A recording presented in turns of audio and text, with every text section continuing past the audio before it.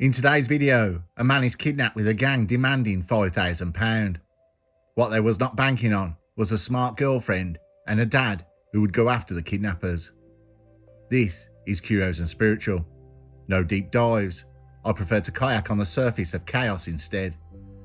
We take a look at the case, the police investigation and trial.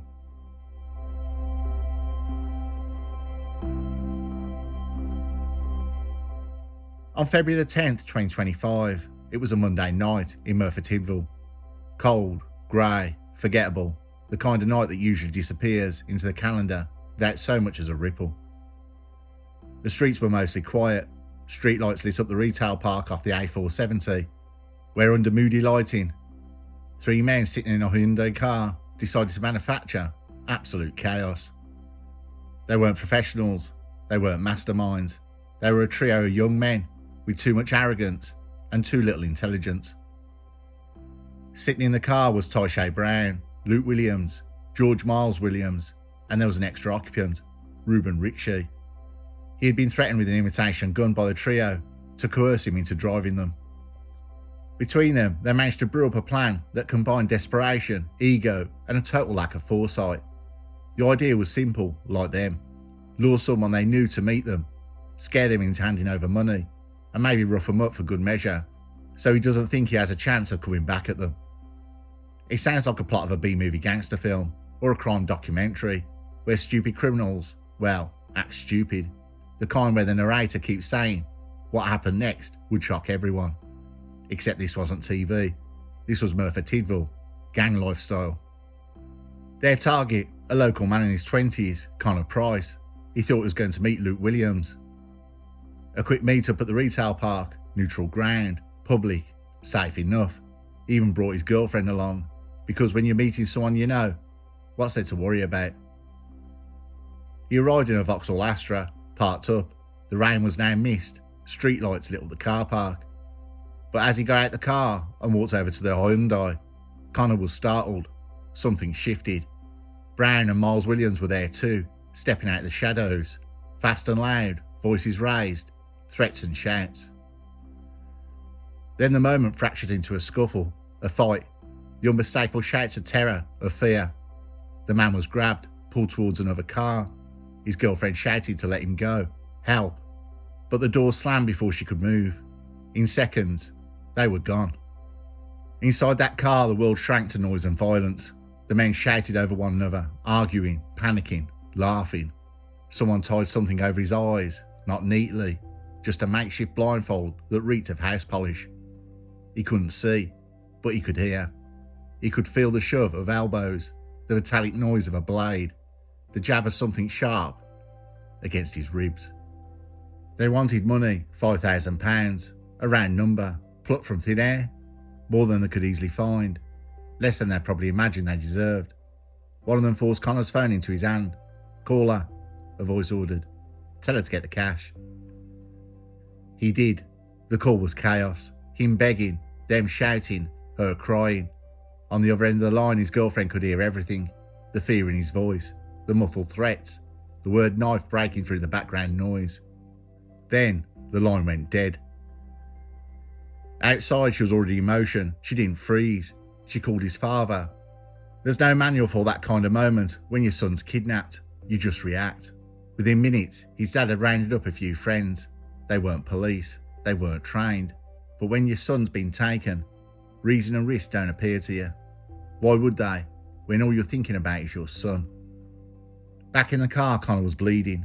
He didn't know how many times he'd been hit or stabbed or punched. The pain had blurred into one continuous note. They kept driving. The roads turned from smooth to rough to smooth again. The men's voices blurred, their threats repeating over like a broken record. Both Williams and Brown were demanding money for a bike that Connor had sold on Facebook. They then struck Connor in the face with the butt of a gun. Connor Price then saw Brown place a gold bullet in the gun and noticed he was wearing latex gloves. Brown told the victim, "Keep that up and we'll shoot you." Miles Williams was in the passenger seat and laughing as Price told his attackers he didn't have any money. Then another phone call. Brown then contacted Connor Price's girlfriend and told her, "Darling, if you know what's best for you, don't ring the police, or he'll be dead." In the background, she could hear her boyfriend Connor being hurt, and he said he was being cut. The girlfriend agreed to bring the money, or what they believed was money.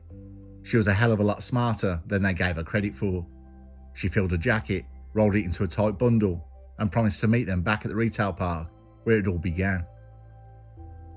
When the kidnappers pulled in, the place looked deserted, but it wasn't. The girlfriend had told the father where they arranged to meet. He and his friends were waiting, parked in another car, silent, but watching. And then they saw it, the kidnapper's car, the one with his son inside. The girlfriend dropped the false ransom and drove out the car park as Miles Williams got out the car and went to pick up the coat. Upon realising he'd been duped, Miles Williams attempted to run back to the Hyundai as Connor Price's father, Jordan Price, and his friends put the barrier down at the exit and placed a large bin in the road. They attempted to open the doors of the Hyundai, but it sped off with one man holding onto the door handle. Brown and Williams managed to escape with Connor Price still in the car. The victim, Connor Price, made another attempt to escape and was hanging out of the car window as Brown stabbed him in the left hand, with the blade passing through. Connor Price managed to pull the knife out and throw it away, but he was stabbed in the back of the leg by Williams. He thought he'd been shot. Jordan Price had leapt into the Astra and drove after his son's kidnappers. When he caught up with them, he rammed the Hyundai twice. The father, he didn't hesitate. He slammed his car into gear and pulled forward, blocking them in. What happened next was raw instinct, chaos distilled into a few violent seconds. The kidnappers panicked. The car jerked backwards, tyres screeching. The father backed up his car and rammed the Hyundai. Inside, his son was shouting, muffled and weak. Connor Price took his chance and climbed out of the broken side window. Connor Price got into the Astra with his father and drove straight to hospital. He feared his son would bleed to death. The victim suffered wounds to the bridge of his nose, the right side of his face, superficial wounds to his abdomen, his back, his groin, and deep wounds to his left thigh and right knee. The injury to his left hand required surgery after a tendon to his finger had been severed. Meanwhile, the men in the car didn't have a plan anymore, if they ever had one. They argued, drove aimlessly, panicked, replaced by the heavy realisation that they'd gone too far. Somewhere outside town, the car slowed, they got out and abandoned it. And that's where the night ended. A father who fought for his son, a girlfriend trembling in shock, a man fighting for breath, and four figures vanishing into the dark, thinking they'd just rewritten their futures. They had. They just didn't know how badly.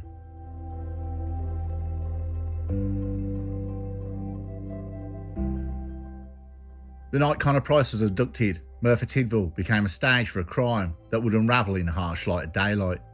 What began as a chaotic blur of violence and fear soon transformed into a methodical police operation. At approximately 10:15 p.m. on February 10th, 2025, police received a distress call from Prince Charles Hospital in Merthyr Tydfil. A 28-year-old male had arrived with multiple stab wounds. Medical staff immediately initiated life-saving procedures, noting the severity of the injuries. The victim, later identified as Connor Price, was conscious but in a critical condition. He reported being abducted from a retail park and subjected to a violent assault. Detective Inspector Sarah Jenkins, leading the investigation, arrived at the hospital within an hour. She coordinated the forensic teams to secure the victim's clothing and any potential evidence.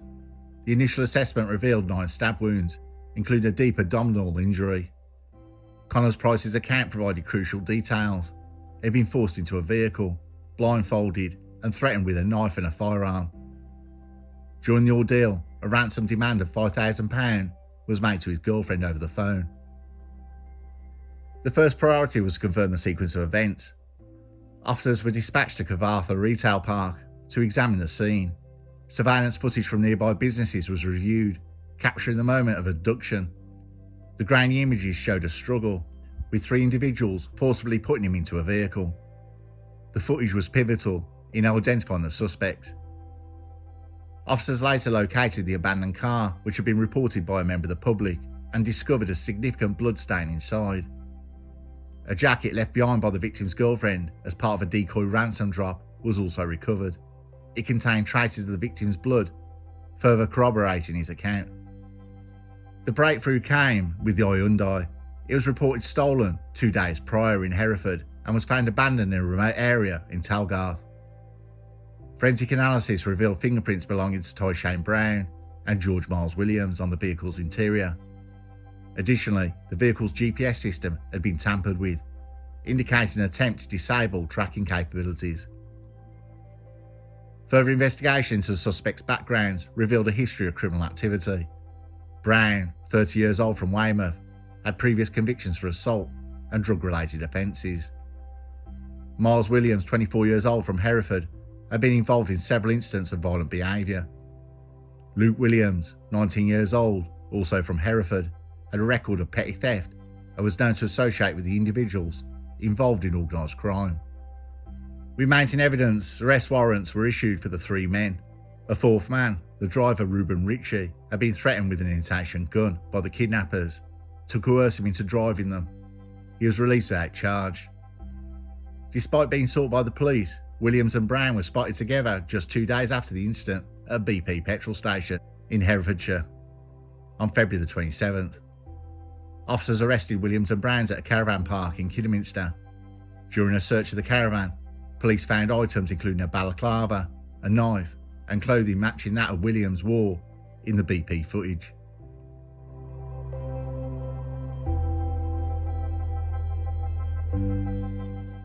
The courtroom is a curious stage. It's not the dark streets of Merthyr Tydfil, not the quiet hospital corridors where life teetered on the edge, and certainly not the rainy car parks where the crime itself was conceived. Yet for weeks in October 2025, Newport Crown Court became the centre of attention. There was the story of Tyshawn Brown, Luke Williams and George Miles Williams would be retold, scrutinised and dissected under the unforgiving glare of the court. The defendants entered the court in a standard issue custody suit, attempting the familiar act of composure. Brown, the self-proclaimed ringleader, tried to maintain a gaze that suggested calm calculation, but the slightest flicker of anxiety betrayed him. The others shuffled behind him, less assertive, eyes darting, hands fidgeting. Their bravado, so visible during the crime, had evaporated entirely in the formality of the courtroom. The prosecution began with the victim's testimony. Connor Price, still bearing scars from that night that could have killed him, spoke calmly and deliberately. He recounted the abduction in meticulous detail, the moment he arrived at the retail park, the sudden presence of the 3 men, the forced entry into the car, and the hours that followed. He described the blindfold, the threats, the beatings, and the terrifying drive around Merthyr's backyards and roads. Each word carried weight, each pause underscored the physical and psychological toll. His delivery was neither theatrical nor melodramatic. It's a testimony of someone who survived a night no one should ever have to endure. Evidence was introduced in sequence, carefully constructed to reinforce his account. CCTV footage from the retail park captured the initial abduction, the scuffle, the sudden movement of bodies, the victim being forced into the vehicle. Grainy, yet unmistakable. The footage corroborated every claim he made. Forensic photographs and reports detailed the injuries and the traces of blood and fibres found in the kidnapper's car. DNA analysis tied Brown and the Williamses directly to the vehicle. Every angle of investigation, digital, physical, eyewitnesses, painted a cohesive picture that left little room for doubt. Then came the testimony regarding the ransom. The girlfriend described the moments of terror on the phone, her own frantic attempts to negotiate while trying to protect her boyfriend. She recounted her quick thinking in rolling up a jacket to simulate cash, knowing full well that the kidnappers would not hesitate to use violence. The father's intervention was another pivotal moment. His courageous and admittedly reckless attempt to confront the kidnappers at the retail park was recounted with all the tension of a thriller. Witnesses described the collision of cars and his unyielding determination to reach his son. Though the event ended with the kidnappers fleeing, the father bravely illustrated the human dimension of the case. Ordinary people confronting terror with instinct and courage. The defence counsel sought to provide context. Brown's lawyers emphasised his background, suggested immaturity, peer influence, and impulsivity as factors. Miles Williams and Luke Williams, lawyers, similarly argue that their clients had followed instructions, lacked independent initiative, and not fully understood the consequences of their actions. These arguments were delivered carefully, relying on character references and previous conduct, hoping to mitigate the responsibility in the eyes of the jury. Finally, when the verdicts were delivered, the weight of the court's attention shifted to the defendants. Each word from the judge underscored the seriousness of the case, the scale of the crime, and the impact on the victims. The defendants listened, as all three were sentenced for attempted murder under Section 18 GBH, kidnap, blackmail, possession of a firearm, and possession of a bladed article. Tyshay Brown, 30 years old from Weymouth, was sentenced to 30 years. George Miles Williams, 24 years old from Hereford, was sentenced to 20 years. Luke Williams, 19 years old from Hereford, was sentenced to 25 years.